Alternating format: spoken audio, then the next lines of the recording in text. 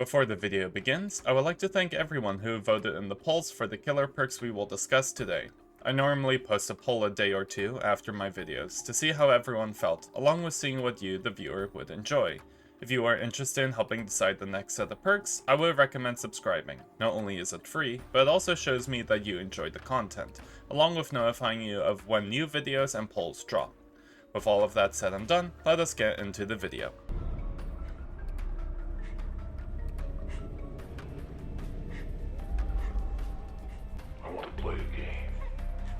When I posted the poll asking what people were interested in seeing, I was surprised to see so many people interested in exploring why Pig's perks were not so popular. Pig is well known in the Dead by Daylight community through the love of the character with memes such as Boop the Snoot, and more importantly, Better Nerf Pig.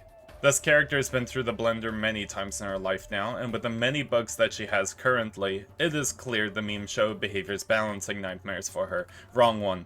The sentiment, however, is not shared in her perks, with many of them getting initially reworked early on, and then being left alone for many years. Behavior did their best to maintain her perks, and designed them to be unique compared to many of the perks that existed in the game at the time. Yet, these perks are hardly ever seen nowadays, and that is why I will be discussing them today. Before getting to the perks, however, I need to make it clear that I know there exist people who love to use these perks, as was pointed out in many, and I mean many, of my Why No One Uses videos. So if you're one of those lucky players who love to use these perks, then congratulations, here's a gold star. However, this does not change why they are not as common as things like Deadlock, Adrenaline, or perks such as these. This series attempts to look at perks, explore why they are unpopular for the majority of players, and find ways to buff what they do, while also maintaining their core identity. These perks, however, will be very special, at least personally, because when I started playing Dead by Daylight's killer role, Pig was my first main. I loved her design and her power, and I found her perks unique, so exploring her perks with more experienced eyes will be an interesting journey for both you, the viewers, and for me. So to start exploring Pig's bag of tricks, let's start looking at the worst of the bunch and then work it up. Starting with Hangman's Trick. The hooks! The hooks! How about a min? The hooks! The hooks! Can you make that to go? You don't know how lucky you are.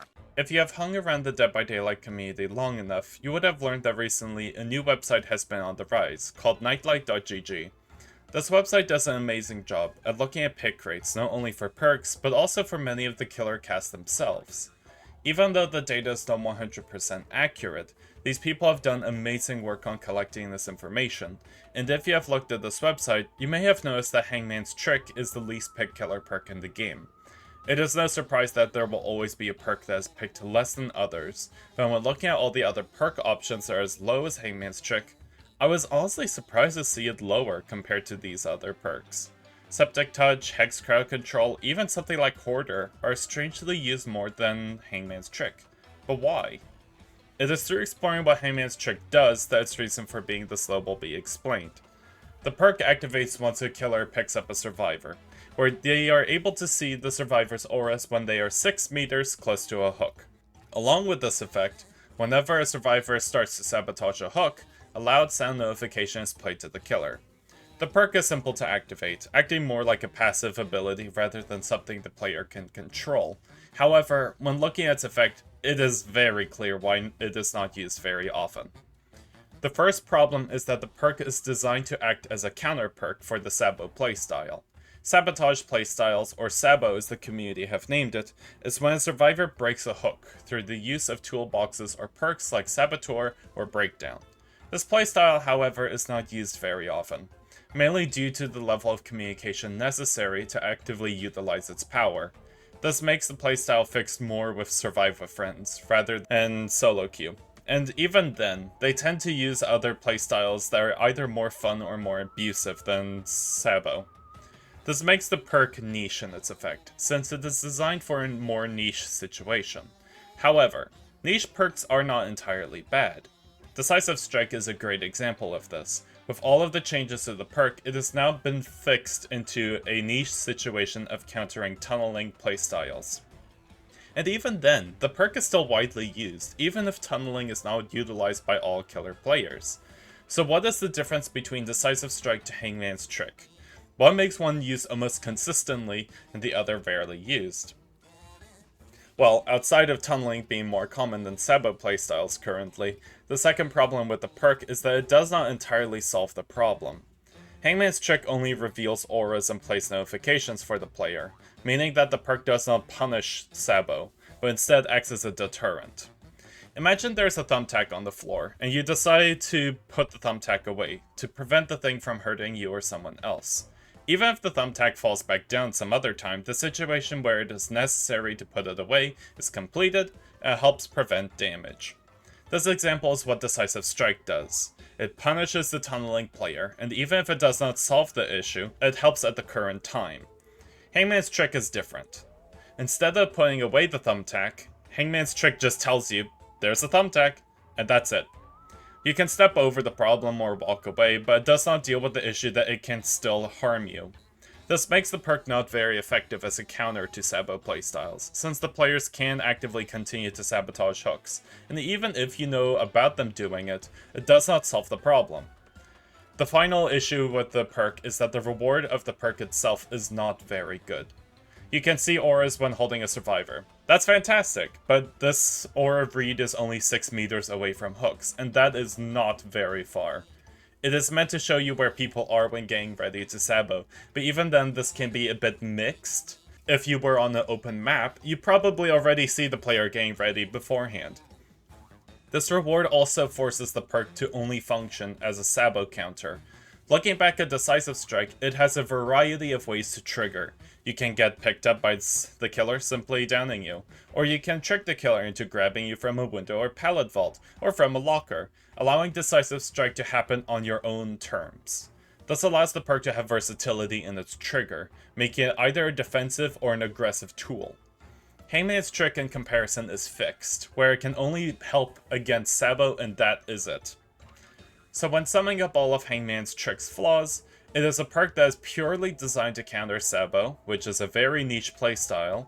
Its counterplay only avoids the problem and does not resolve the issue, and the perk is fixed in how it functions, lacking the versatility that many popular perks tend to have. When looking for solutions for Hangman's Trick, it is important to balance the perk to be a fun counter, rather than a perk that solves the problem completely. This is because Hangman's Trick had a different effect long ago, where instead of revealing auras, it repaired hooks that were sabotaged in 10 seconds. This is because of how old sabotage used to be designed, back in 2016 Dead by Daylight, where instead of players having a quick Sabo speed, it was much slower, but you could prep the hook to 99%, so when the killer arrived you could simply break the hook down whenever they showed up. This actively made Sabo squads abusive, and Hangman's Trick would resolve the problem easily. But now that Sabo has been updated, having this effect would make the playstyle even less fun for the few who do actively use it. So when looking for adjustments for Hangman's Trick, it is important to be more additive with its current effect, since its current effect is a much more interesting concept overall. The first buff idea is simply to increase the perk's versatility, by doubling the aura read from 6 to 12 meters away from hooks. They could also apply a lingering effect to Hangman's Trick, lasting for 2 seconds, similar to what Awakened Awareness had during its PTB era, but I have a sinking feeling that certain sewer dwellers are getting ecstatic just from hearing that. I like how Hangman's Trick uses hooks as its way of aura reading, since it makes it incredibly unique from other aura reads in the game. However, having it set to 6 meters forces the perk in a tight situation. By doubling the aura read, it allows the perk to be used outside of a Sabo playstyle, meaning it can reliably be used for more situations, giving the perk the versatility of being an anti-Sabo perk or a unique aura read.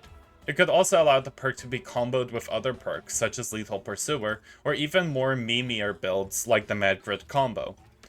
This buff idea is probably my favorite buff concept for Hangman's Trick, since I love having perks being used for situations outside of what it was mainly designed for, but many of you may not agree with this decision. So what if one of you decided to break into my house and yelled at me for not going in this direction, and instead that you wanted Hangman's Trick to be a pure anti-Sabo perk, since these players deserve divine punishment? I would first say to you, please leave my house, I have the cops on speed dial, but secondly, I would say give the perk an additional effect, where if a survivor sabotages a hook, they're exposed for 30 seconds. What I find surprising about the perk is how it does not resolve the issue of Sabo players, but instead makes you sidestep the problem. By making the perk apply an active threat of a one-shot to the player, it forces them into making a decision. Do I risk my own life to buy my teammate more time, or do I give up on the Sabo playstyle and allow my teammate to get hooked? This is the kind of thing that Saw uses as a gimmick for their traps. You have to make your choice. Do you save yourself, or do you risk your own life to save others? The choice is yours to make. Overall, I find that what makes Hangman's Trick the least picked perk in the game has to be that it does not actively resolve what it is meant to tackle. Unlike the other perks that do their jobs inconsistently, Hangman's Trick sidesteps its problem entirely. And for many players that is not good enough. These buff options that I mentioned allow the perk to breathe a sigh of relief, since it would finally tackle many of its current flaws. It allowed the perk to excel either as a better counter perk, or have versatility outside of pure Sabo. The next two perks that we will explore fare a lot better when it comes to balance. However, similar to Hangman's Trick, they have many flaws that build up to actively hurt the perk's popularity. Let us finally move on to the second perk, that being Surveillance. I got you now, SpongeBob! When I first read the effects of Surveillance, I was actually surprised to see it not used more often, considering it has a variety of combo pieces. Surveillance's effect is quite simple. You see the auras of regressing generators in white, and the moment a survivor stops this regression, the gen glows yellow for 16 seconds. Additionally, the audio for repair sounds is increased by 8 meters. One important thing to note is the requirement of regression, because this does not specifically mean you have to kick the gen. Any gen regression perk, like Hex Ruin, Jolt or Surge, whatever you want to call it these days, Eruption, or even something like Oppression, the moment a gen is regressing from any means, it will glow white. This is one of the very few perks in Dead by Daylight that I classify as a support perk, where it is designed to actively reward other perks that you run, but is a lot weaker when alone, which leads to its first problem. The perk is designed purely to act as a supportive tool for other perks. This means that the perk is a lot weaker when you do not run other perk combos with it. Let's look at something as an example, specifically Colubrine before this recent nerf, as it also is a supportive tool for gen regression. By itself, it could regress gens by 200%, and it was fine. But with a combo piece of Overcharge, this could reach 400% regression. By itself, Colubrine was a decent perk, but with Overcharge it allowed the gen kick meta of 3-genning. You know, the build that ruined Knights and Skull Merchants' reputations? Yeah, that one. I admit that the nerf for Colubrine was justified, but now the perk suffers from a similar fate to Surveillance, where it needs combo pieces to function. Granted, for Surveillance, the requirement for another perk is not too bad, since the reward is information, which is nice. However, this information leads into the second problem for the perk, that being power creep. Just like the Wraith video I made a few weeks ago, Surveillance suffers from the concept of power creep, a term that refers to new content being added to the game that is so powerful that it replaces previously existing content. The information that Surveillance provides is nice, but with the movement of aura reading becoming the norm, this has forced the perk into obscurity. The recent rework to Gearhead, along with aura reads from Eruption, places the perk into an odd spot, where the information it provides is really fixed. Although you know someone touched a gen, you don't know if they are still working on the gen, or if they ran away. You may note, however, that these flaws are perfectly fine for a perk. A perk may have a weaker information, or it can be purely supportive in nature, but it'll still be fine. Look at something like Discordance, a Legion perk that still sees value from many players, Nemesis players in particular. So why is Surveillance used less in comparison? This leads to the final problem with Surveillance, which is that it wastes time for many players. With the use of Ruin, the perk can be faster in activating information, but without it, you need to kick gens, and this can be tough in some situations, since you could use this time to chase survivors down. This means the perk forces you into a tough spot. Do you decide to let the survivor go to kick a gen, or do you continue the chase and ignore the information you could get from Surveillance? Summing up all of the problems, Surveillance is a purely supportive perk that does poorly alone, is power crept from reworks and new perks, and is a major time waster for some killer players. However, even with all of these problems, I still think Surveillance is a very good perk, one that is just in need of a few slight tune-ups to make it even better. The first buff option is one that I would love to see for the perk, and that is the perk should allow sound notifications whenever a gen turns yellow. The perk is completely silent when a gen changes, so you have to look around constantly to keep up with its information, and this can be stressful for some players. Discordance and Comparison always plays a sound notification whenever a gen turns yellow, so why does Surveillance not have this? This clip in particular is a good example of what I mean. The gen is yellow, but you glance over it because of another gen that has regressed to 0. I recently kicked that gen before, but now Surveillance is disabled. I can't tell if someone interacted with it and the 16-second timer ran out, or if it just regressed by itself, because I was in chase at the time. It is only when I look around again that I see the yellow gen and realize that is where someone is working. The clip is less severe since the gen is never done, but for a player who needs to know what gens are being pressured or not, this lack of info can harm them. This would be a nice quality of life change for the perk, allowing players to not get too stressed for looking for value with the perk, since they would be able to hear it. This buff, however, does not solve the problem the perk faces. So the second buff option will attempt to modernize the information the perk can provide, along with avoiding stepping on the toes of other aura reading perks. The second buff option would give Surveillance an additional effect, where if the survivor left while the gen is glowing yellow, their aura is revealed for 6 seconds. This would enhance the information from Surveillance greatly, allowing the perk to not only give itself amazing information when combining other perks, but also allow it to stand strong by itself. This info would notify you if they left the gen, or if they decide to stick to it, which would allow you to synergize your plan of action, or strategize your plan of action. If this turns out to be too powerful, behavior could reduce the aura read from 16 to 10 seconds, but even then the perk would be able to maintain its power of information. If I had to decide which of the two I would prefer, however, I would go with the first buff option, that is the quality of life change. I find that Surveillance is just an underrated perk, where people prefer more active information rather than passive, and for the people who do enjoy the information from Surveillance, they should be rewarded with knowing the perk works, rather than stressing about it. Now, we are left with one last perk, that being, make your choice. Ketchup? Ketchup? Ketchup? Ketchup? I'm in way over my head. Make Your Choice is probably the most well-known of all 3 of Pig's perks, as many of you might already know that this perk has had a bit of a controversial bug on it involving the knight. This has already been fixed long ago, but it raises one important point about killer perks that I tend to ignore in some cases, and that is the killers who use these perks. The last 2 perks that I mentioned tend to be universal. Any killer can utilize those perks to their full potential. However, Make Your Choice is an exception. The killers who tend to use Make Your Choice the most are Wraith, Spirit, Dredge, Hag, and of course Nurse, before she got nerfed. And the reason why all of these killers used this perk was because of their mobility. Outside of Hag, who could super camp people from long ranges, these other killers can locate their targets quickly with their mobility to down the Make Your Choice targets, allowing them to reduce the negatives about the perk. But what are these negatives?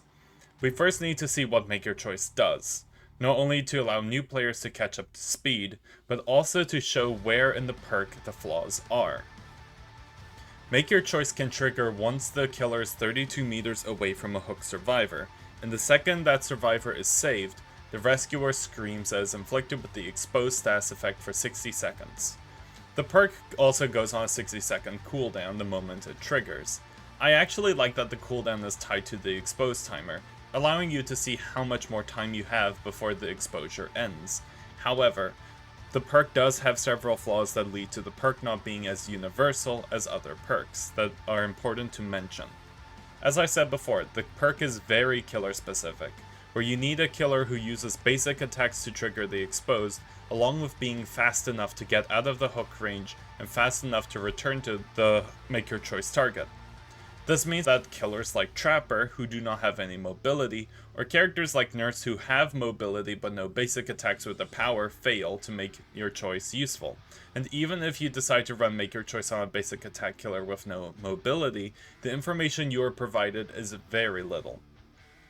This leads to the second problem with Make Your Choice, which funnily enough is a rather unique flaw, and that is the only information about who is marked by the exposed status effect is from a screen. This can be difficult for new players, who haven't learned about everyone's unique voices yet, but it can also be difficult for veteran players who face several of the same survivors. If you were to run Make Your Choice and the team that you are facing is filled with no one but Megs, I wish you the best of luck of telling which one is the one-shot's target. The final flaw that the perk faces is our ever-so-favorite concept, power creep. The game has added many new ways to obtain the exposed status effect through new perks and add-ons, with Hubris being popular on many of the Make Your Choice targets since there are many perks that combo well with Hubris, along with being easier to trigger in comparison. This leaves Make Your Choice in an odd spot, where it is designed to be very specific for who can use it, the information of who is your target is minimal at best, and Power Creep has introduced new toys that are easier to use in comparison. When looking at specific buffs for Make Your Choice, I never wanted to make the perk have an easier requirement, such as reducing the range limit, because this could lead to the killers who do use this perk becoming stronger than they already are, and that is not what I am looking for.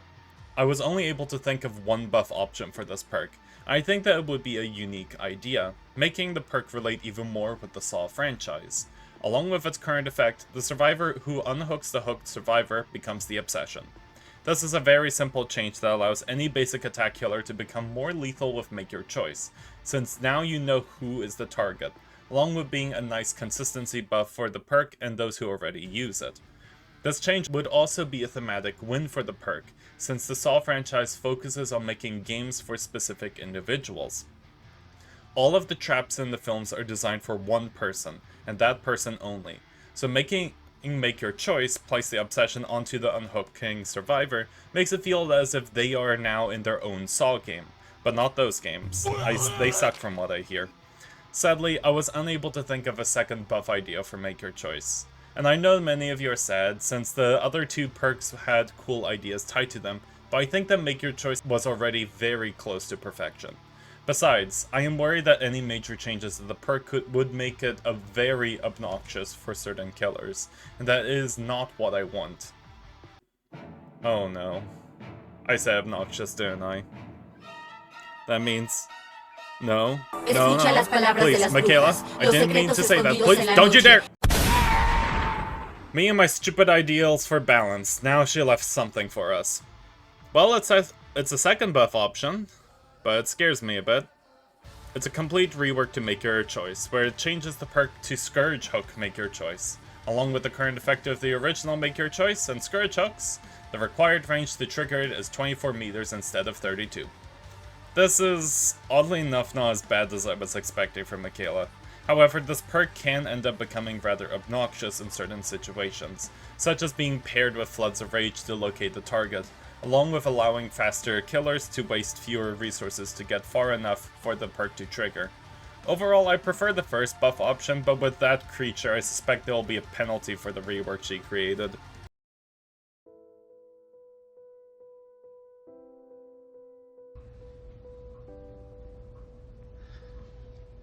Look how they massacred my boy.